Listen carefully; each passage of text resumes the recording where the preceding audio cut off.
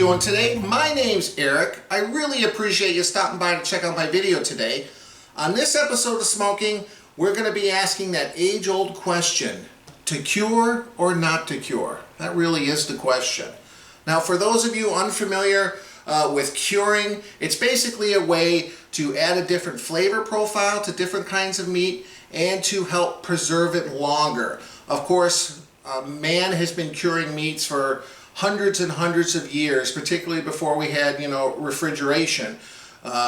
Everything from beef jerky, different techniques. Smoking is a way of curing.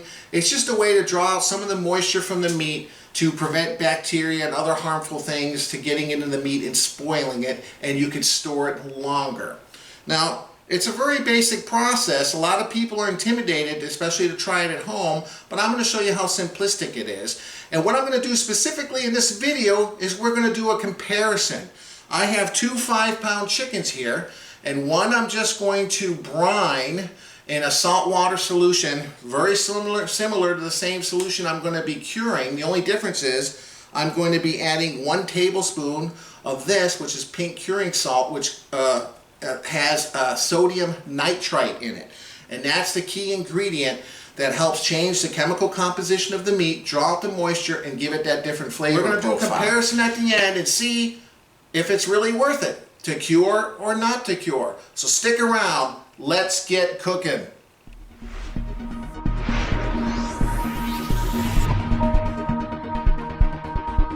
Now, you can cure whole chickens. I've done a video before a couple years ago when I first started my channel. I'll leave a link below where I just cured the whole chicken and I cooked it on a beer can holder in my smoker. So you can do that. I'm going to be cooking these chicken when I'm done curing them and done brining the second one on my pit barrel cooker, and I'm going to hang it from hooks. And it seems the best way to do that is to cut the chicken in half. So I'm going to show you how to do that right now. It's very, very basic. You can either use a very sharp knife, or what I got here are some strong kitchen shears. So you basically turn the chicken over, and you just basically want to run from the neck bone all the way down where the spine is. And we're just going to cut that spine out real quick and easy. So it's not that complicated. You're just going to go on the one side along all the way to the end. And just go along, not too complicated. So here you are, I cut the chicken spine out completely. Now you turn it over. Now spot chicken is when you just cut it, you just kind of push it down and you cook it laying flat like this. But I'm going to cut it along the breastplate here as well, so I have 2 separate pieces. We have 2 chicken halves. Alright, so here's all my ingredients. First off, I'm going to show you how to do this with 1 gallon of water. Now feel free to make it, half it or double it depending on what you're curing. This curing solution is called Pop's Brine, and it's made by a guy named Pop that's very popular in some of the smoking and barbecue forums. His dad used to cure hams and all kinds of things, and he used this basic recipe, and I've used it many times. It comes out great, whether you're using it on turkeys, chickens, you can do a ham, you can use it on bacon, whatever you want. Just make sure the consistencies are the same, the ingredients, because you can get sick if you consume too much of the pink curing salt. So I'm using 1 gallon of distilled water. I recommend, investing the $1 or whatever it's going to cost you to get distilled water, because there's no impurities in it. Sometimes if you use tap water, they have some impurities in there that can alter the cure. So 1 gallon, so real basic ingredients. I got 3/4 cup of kosher salt. Now you can use as low as 1/3 of a cup all the way up to a full cup, depending on how salty you like your chicken. But I am going to be putting a rub on the outside of the chicken before I put it on my pit barrel. So I'm only going to do 2/3 of a cup, so it's not too salty, because the spices I'm going to put on the outside does contain salt. Then you're going to put 1 cup of brown sugar. Okay. Then we're going to do 1 cup of regular old white sugar. And then we're going to do 2 tablespoons of pickling spice. This is an option. So the second chicken that's in the fridge, this is what I'm going to brine it in. Right now it's a brine. A brine is basically a mixture of sugar, salt, and water, and some other spices. Some people put orange juice, onions, you know, there's all kinds of different things to get creative. And this is what you can brine anything in. People brine their turkeys or chickens, what have you. They let it sit in here for, you know, 2, 4, 6, sometimes 8 hours or overnight, just to let the piece of meat they're about ready to cook absorb some of the moisture. The salt water kind of interacts with the meat and helps the meat retain more moisture, so when you're cooking it, it doesn't all dry out. Now I'm going to turn it into a curing solution, and the only difference now is I have 1 level tablespoon of that pink curing salt. Okay? Prague powder number 1 they call it. You can get it on Amazon. I'll leave a link below. And as long as you keep these ratios intact, you'll be fine.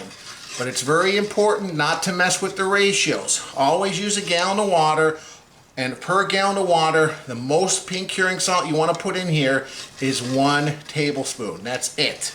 So just follow those exact instructions. If you make a, you know, if you're going to do a ham or a pork shoulder, you know, then you can let this make, you know, 4 or 5 gallons, depending on how big a piece of pork you got, and you can let this sit in the refrigerator for weeks. You know, a big ham could take 5 to 6 weeks. A piece of bacon, 7 to 10 days, 2 weeks. Chicken only takes 2 to 3 days. I'm only going to do it 2 days, and I think the fact that I cut the chickens in half is going to help speed up the process. So I'm just going to continue stirring this. We'll be back in a second when it's all dissolved. So to help speed up the process here with the curing, I'm going to actually inject the meat. You can pick up one of these meat injectors, very inexpensive. I think this one cost me $3 or $4 at the local supermarket. You don't need a fancy one. This is a cheap plastic one, but it gets the job done. So basically you're going to stick it in your cure, and you're just going to pull up. And then we're going to inject the meat a few places. So I'm going to go along the back side here, and you just stick it in. You just squeeze it. You know, this isn't rocket scientist. This is just going to help speed up the process and make sure some of this curing solution gets completely throughout the meat. So just make sure you get it in the leg, in the thigh, hit it in a couple places. Don't worry if some of it falls out, as you can see it's doing here. That's perfectly to be expected. And just keep doing it 4 or 5 times on each half a chicken until you're satisfied that you have injected it correctly and you got some of that mixture. Do it in the wing as well. Alright, so what you want to do when you're done, you'll see I have some of that solution in here. Like I said, use something where you can collect that. You're going to take your brine now. We're going to pour all that solution because we might have some salt in here. We want to make sure we keep that ratio the same. So make sure you get all that liquid back in. Okay. So I've been stirring this for a few minutes. It's pretty much well dissolved. Now you can just throw the chicken right in the brine and stick it in the refrigerator. I put each half into a gallon Ziploc bag. I like it because it doesn't take up as much room, and I could just stick this in the fridge. So what I'm going to do now is I'm going to pour half the mixture in each side, and then like I said, we're going to let this sit in the refrigerator for 2 days, 48 hours. You can go all the way up to 3 days or 2.5 days. I might go a little bit longer than 2. It's 3 in the afternoon, so we'll just wait and see. So I'm going to pour half in this side and half in the other. And a gallon is more than enough. I just, you know, I always like to, I'd rather make more than too little. Well, very carefully squeeze whatever excess water, or air I should say, out. Make sure they're fully closed. And into the fridge. Look how easy that is. It's not very complicated. And as long as you use the correct ratios, you're fine. Now what you might want to do here, you know, maybe tonight before I go to bed, I'll come in and I'll just, I'll pull this out, make sure the chicken is fully submerged, you know, move it around a little bit, make sure that that solution is covering the whole piece of chicken. Just like that. So I'm going to stick this in the fridge, and I will meet you guys back here in a couple days. Welcome back, everyone. It's been 49 hours. These are the ones that I did last time I saw you. These I put in the same brine minus the curing salt. So it's not a curing solution, it's just a brine, and I did that around 4 hours ago. You don't want to go over 4 hours, like I said. It's going to change the consistency of the meat, make it a little bit more soggy. So what I'm going to do now is I'm going to remove the chicken. I'm going to rinse them off very well with some cold water and lay it down on a tray and dry off very well with a paper towel. So I'm going to do that. We'll be back in a second. Alright, I took the chicken out. I rinsed them off very well under cold water, and now I'm laying them on the rack to kind of drip dry. You also want to just take a paper towel and kind of dab them off. Smoke is going to adhere to this chicken much better if it's completely dry. I am going to apply a light rub. I got some of this smoky paprika rub from Running Wild Seasoning. Really, from what I hear from Darren, Fire and Water cooking channel, or is it Water and Fire? I'm not quite sure. I'll leave a link below. But this is recommended in one of his videos. He recommended this highly for his chicken. So that's what I'm going to use. Since these chicken look absolutely the same, what I've done just to help me distinguish which chickens were cured and which chickens were not cured. The ones that have not been cured, you can see here, I've just cut the tips of the wings off. This is just a way for me to look at them and be able to tell whether it's regular chicken without the cure. The ones with the complete wing tips are the ones that have been cured for 49 hours. So that's it. I'm gonna go put this rack in the fridge. You can already see some water's dripping off, which is what I want to do. I'm gonna put these in the fridge probably for around an hour just to drip dry, and the smoke's going to adhere better too if the chicken is cold. So I'll put these in the fridge. We'll be back shortly. I'm waiting for that chicken to dry off. Here we are, beer review, Sierra Nevada Oktoberfest 2018 edition. This is made in Chico, California.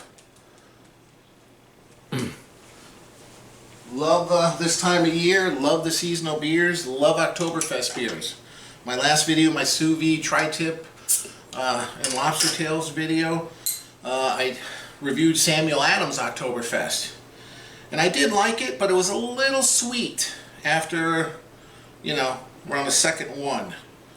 So I'm not a big sweet person, so I'm hoping this one might be a little bit better. Don't get me wrong, it wasn't bad. I won't turn one down. Thanks again for watching my video, guys. I really appreciate it. Color is nice. Nice head. Looks almost identical to the Samuel Adams Oktoberfest. Okay, malty again. Not a lot of hops present. Cheers.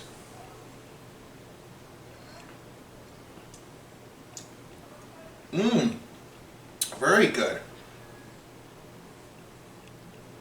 Okay. It's just the way Oktoberfest beer is made. It's very malty. There's a slight hops presence that gives it a little bit of bitterness, but the maltiness, that kind of sweetness, kind of overrides that.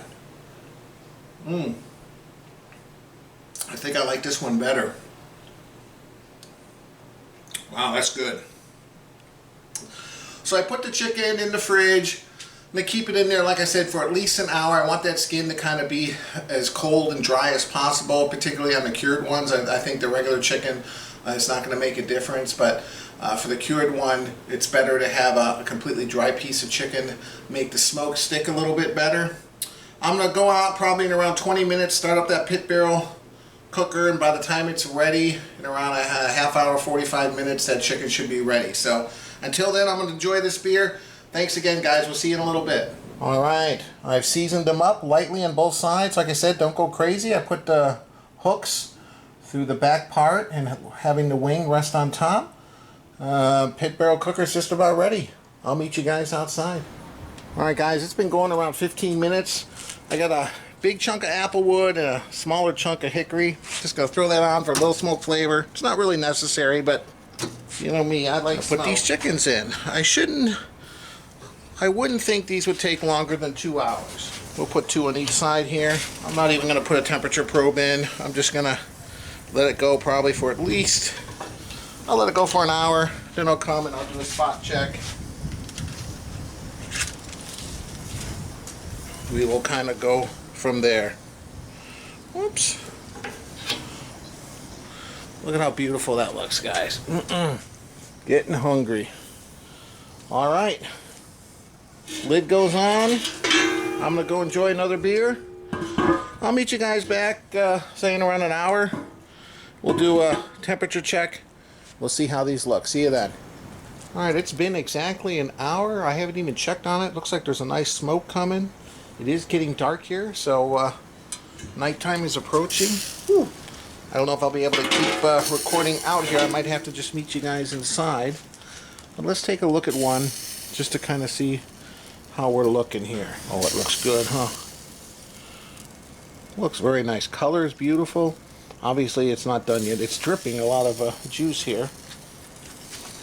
Let me get a temperature reading here.